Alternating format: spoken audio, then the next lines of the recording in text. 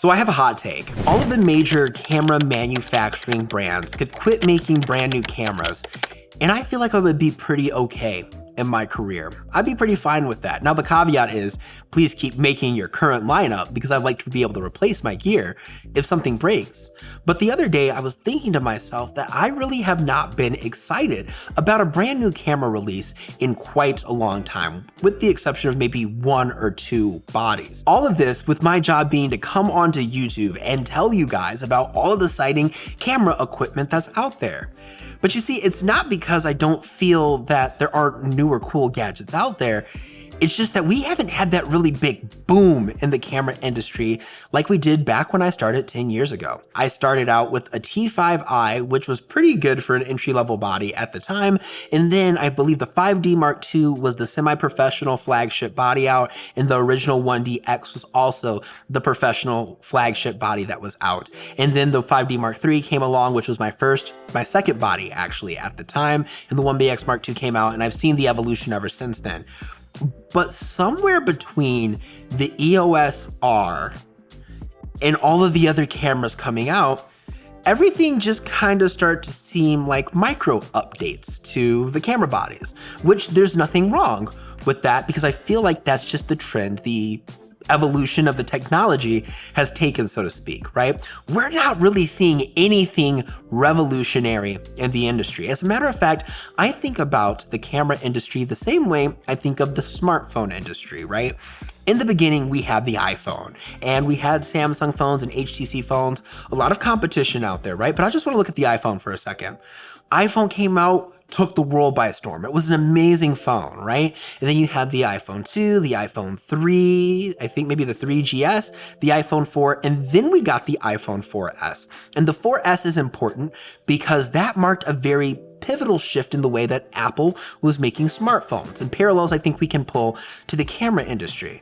You see, Apple felt like it had its product down at the 4S, so then they made the 5 and then the 5S, and what we started getting was all of these S incremental updates, right? To the point where now I have the iPhone 14 Pro Max, and I feel no real need to upgrade to the iPhone 15 Pro Max because it's pretty much the same phone, although there are some cooler things that the iPhone 15 can do, right? My iPhone 14 Pro Max is very capable. And so where we're at in the camera industry right now is that it really doesn't matter what you're shooting with. All of your gear is very capable. As a matter of fact, last year, all of the weddings that I shot photography-wise, right, that were hybrid film and digital weddings, I shot the digital side on the 5D Mark III. And that camera is still so capable that I didn't feel like I was fighting with my camera or that my gear wasn't working with me. And this comes from being a 1DX Mark II user for quite a while and then using the Nikon Z9 and the Nikon Z8, right? Now again, the video side has come a long way, but the cameras today that are even the hybrid cameras doing video are amazing. Even when we look at cinema cameras, right? They are doing so much. They leave very little to be desired. But the point that I'm trying to get at is that if I owned a flagship Canon, Nikon, or Sony body on the photography or hybrid filmmaking side, right?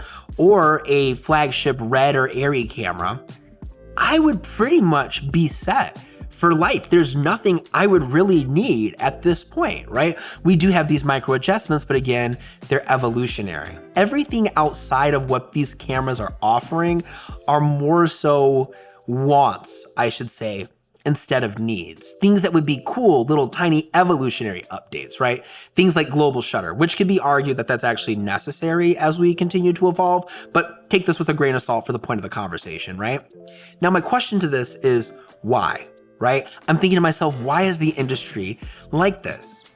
Well, it came to me that we have a bottleneck with respect to media consumption. And if you don't understand what a bottleneck is, think about having a computer, right? If you have a graphics card that processes a ton of information really fast, but then it needs to send it to the CPU and the CPU can't handle all that information that's happening, well then the CPU is the bottleneck, right? Your system will never get any better because you're limited by one thing. And our limiting factor is not the camera technology itself, but really the way in which we are consuming media. I feel like we've hit this pinnacle with how we are consuming our current media. All of our tools do amazing jobs at creating content for the way that we consume our current media. What I'm talking about is things like the smartphone that you're watching your content on, or things like the TV perhaps in your living room, right? All of our tools create content really well for those jobs. I think about a video that I saw on MKBHD's channel a while ago where I think it was Google, and they had a bunch of cameras, and basically it scanned your face and you sat in front of this screen and it made you actually feel like you were in the room with this person, right? It was first generation technology, so a lot of refinement, but you felt like you were actually in the room with that person. Based on the camera technology and the algorithm and the way in which the screen presented the image, it felt like you could actually reach out and touch the individual. Like, I think it's a little bit cliche to say that the next thing and the next evolution we need is to be able to actually smell and taste the images, but almost on a mindset like that, right? We need to start seeing that next generation of like holographic technology almost. Like the next step in camera technology is that futuristic stuff that we would see on the Jetsons, right? Like, think about it. Automobiles have been the same for basically the beginning of time, with the exception of some safety standards, some improved aerodynamics and fuel efficiency, right? Then Tesla came along and they introduced self-driving, and some other manufacturers have done it. And regardless about how you feel about that, it really pushed the industry forward and forced a change, right? But there was that bottleneck that was there. Like, the cars could do the same thing, so what do? But we've ran out of those revolutionary things we can really do with these cameras because we're limited by the ways in which we're consuming media. And really, if we saw that shift in the way in which we consumed media, we would probably have this almost revitalizing artistry within the industry too, because not only would we now need tools, right? We would need that tool that can do this job to create that certain type of content, but we'd also be creating content in a different way as well. Today, I don't get on a set and be like, man, I really, really need that camera that does not exist, right? Or I don't get on a photography job and be like, man, I wish my camera could do that. Because pretty much at this point, it does. So that is the bottleneck that we're seeing, is the way in which we consume content. And it would be very interesting, it will be, I should say, very interesting to see how that pans out in the future. But I would love to hear your take on this, right? We are on a platform that does love new gear. And don't get me wrong, I love it too. But I kind of feel like if they stopped making cameras today, brand new cameras, right? We would be okay. We would be perfectly fine with what we have.